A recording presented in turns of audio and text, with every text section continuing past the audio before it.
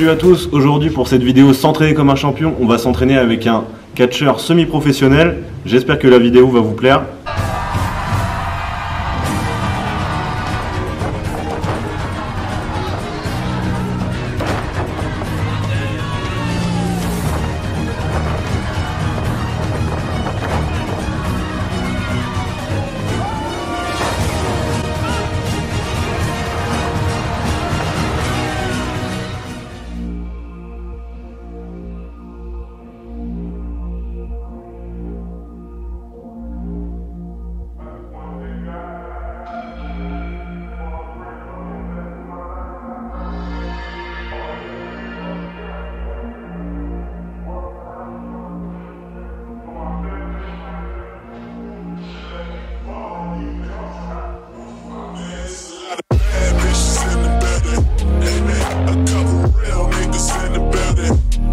I'm finna kill niggas in the building.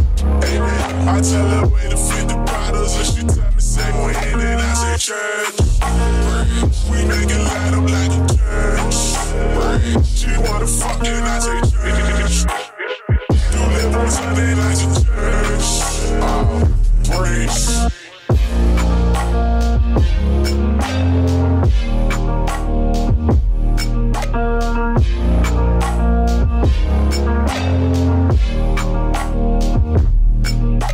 I hope that I'm forgiven for caring about how they living and loaning a little money and keeping them out of prison. I ain't lying in my verses, I'm just telling you the basics of growing up with your friends and becoming the one that made it.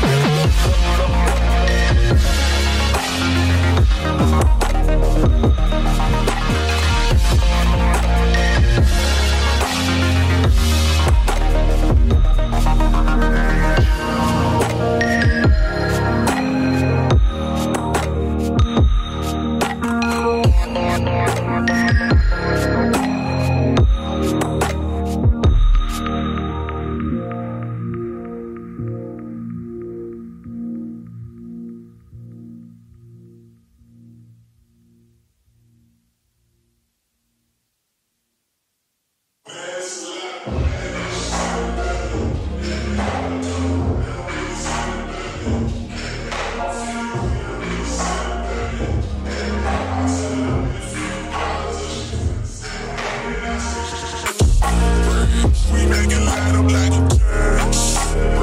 She wanna fuck and I say church.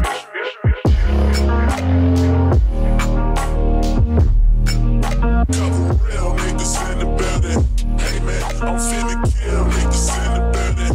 Hey man, I tell her way to 50 bottles and she tell me say we in and I say church. We make it light up like a church. She wanna fuck and I say church. Sunday like a church. Oh, praise.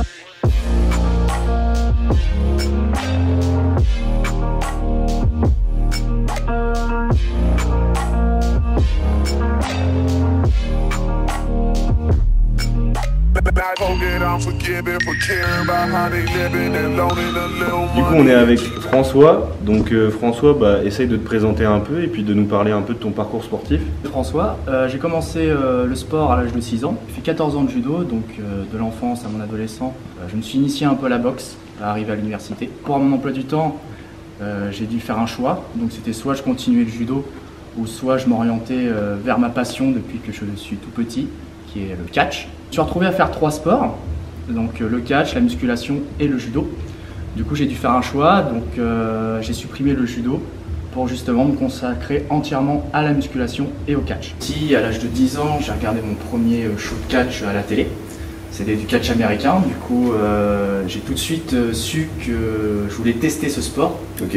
Le côté vraiment, les entrées de ring, c'est vraiment les entrées de ring qui ressort le côté spectacle. Ouais. Tout ce qui se passe sur le ring, c'est vraiment sport de combat. Du coup, les deux mélangés, le côté entrée et la prestance dans le ring de sport de combat, j'ai tout de suite accroché. À l'âge de 16 ans, je me suis inscrit dans une école de catch à Dieppe. Et c'est là, à 16 ans, que j'ai commencé les entraînements de catch. Et il m'a fallu 2 ans d'entraînement pour pouvoir faire mon premier combat devant un public. Dieppe de catch travaille pour la Wrestling Star, la WS. Ok. C'est une fédération à l'échelle européenne, donc j'ai la chance de faire partie de ce groupe, de cette fédération. C'est l'un des meilleurs groupes, des meilleures fédérations en Europe. On tourne quasiment 50 shows par an, ce qui est quand même pas mal de pratique devant les spectateurs en show. J'ai pu atteindre 168 shows à mon actif. Quand même. Voilà. Ce qui fait Nous parler un peu de tes entraînements donc, qui sont plus liés à ta préparation physique, ce que tu cherches à travailler, vu que toi tu fais partie de la catégorie des voltigeurs en gros, c'est comme ça que ça s'appelle. Donc je fais partie des rares catcheurs à l'AVS de faire partie de ces voltigeurs, vu qu'à l'AVS ils accueillent plus des poids lourds, des grosses vedettes venues de toute l'Europe. J'ai le physique pour incarner un voltigeur, donc par rapport aux autres gabarits qui se présentent au sein de la fédération. Du coup, mes entraînements physiques, c'est en hypertrophie, donc le développement musculaire. Donc le catch, ce qui est important, c'est la prestance, c'est l'esthétique. Public, on est devant 500 voire 1000 personnes en France chaque soirée à accueillir pour un show de catch, en tout cas au sein de l'AVS. Parler un peu de ton palmarès, parce que tu as dit que tu avais fait à peu près 168 shows, c'est ça? Oui. Alors mon palmarès, je suis élu meilleur espoir de l'AVS en France. J'ai été multiple champion de France VS et je fais partie également du top 10 VS des meilleurs catcheurs européens. Quels sont tes projets vraiment et puis quel est ton but vis-à-vis du catch du coup? C'est en catcheur professionnel. C'est vraiment l'objectif de chaque catcheur de se faire remarquer par les grosses fédérations, les grosses promotions, notamment la WWE à l'américaine. C'est là où c'est vraiment une entreprise où on a un contrat, on signe un contrat. Même si on ne catche pas, on est quand même salarié de la structure, donc on peut vraiment en vivre. Mais le catch en France, même le catch en Europe en général, on ne peut pas en vivre. Il faut travailler à côté, faire quelque chose à côté pour avoir un salaire à la fin du mois. Mais on ne peut pas en vivre, même si je fais quasiment des shows chaque week-end, je ne peux pas en vivre du catch en France. Okay. En France, c'est plus du catch amateur. Oui. Du moment qu'on catch à l'étranger, on part sur du semi-pro, voire professionnel. Ok. Donc moi, je suis entre les deux. Je suis catcheur amateur quand je catch en France et catcheur semi, voire professionnel quand je catch à l'étranger. Et j'ai moi-même un palmarès, j'ai déjà catché en Espagne. Je me proclame semi-professionnel vu que j'ai déjà catché en Espagne, en Suisse. Pour l'instant, il y a encore à voir en Italie. C'est encore en négociation, et en Belgique aussi, et en Allemagne aussi. Et bon, en tout cas, on espère de tout cœur que François sera le futur Rey Mysterio français à la WWE. Non. On n'y est pas encore, mais peut-être que tu y arriveras, en tout cas j'espère. Oui. Du coup, aujourd'hui c'était une séance pectoraux et triceps, comme sur ton principe d'entraînement plutôt lié à l'hypertrophie. J'ai trouvé que c'était une bonne séance. Moi ça m'a changé parce que d'habitude, j'essaye vraiment plus de faire une séance plus basée que sur les pecs et peut-être un exercice de finition sur les triceps, vu que je trouve que c'est relativement un point fort mes triceps. Mais pour le coup, c'était vraiment une bonne séance avec des bonnes charges et puis vraiment un bon ressenti. De toute façon, vous verrez les images, mon t-shirt était bien dégoulinant, on va dire. Le mien aussi, hein. Je vous rassure. C'était une bonne séance, j'ai trouvé. Donc c'était pas mal. Surtout en fonction de mon programme habituel. Donc c'était plutôt pas mal, c'était productif.